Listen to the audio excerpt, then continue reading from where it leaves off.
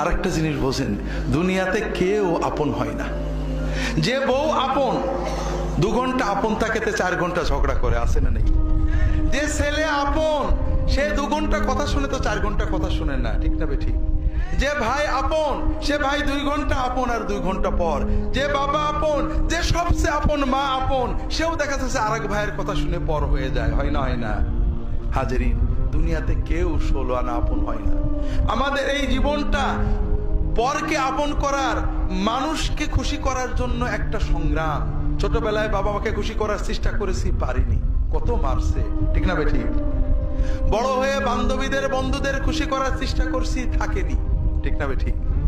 বিয়ে করে বউকে স্বামীকে খুশি করার চেষ্টা করেছি, 16 আনা কখনোই হয়নি, ঠিক না বেঠিক?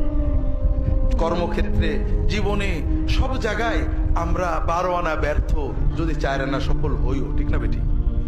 একজনই আছেন যাকে আপন করলে তিনি কখনো পর হন না, তিনি কে? আল্লাহকে আপন করতে পারলে সব সময় আল্লাহকে সাথে পাবেন।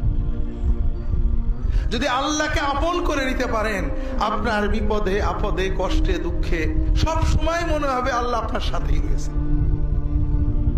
যে বেদনা কারোর কাছে বলা যায় না, বউয়ের কাছে বলা যায় না, মায়ের কাছে বলা যায় না, যে আনন্দে কাউকে শরীক করা যায় না, যদি আল্লাহকে আপন করতে পারেন সেই আনন্দে আল্লাহকে শরীক করতে পারবেন, সেই বেদনার কথা আল্লাহর কাছে বলে বুকটাকে হালকা করতে পারবেন। কথাকে বুঝতে পেরেছেন? কাজেই ভাইয়েরা, আসেন না সবাই নিয়ত করি যে এত সহজ কাজ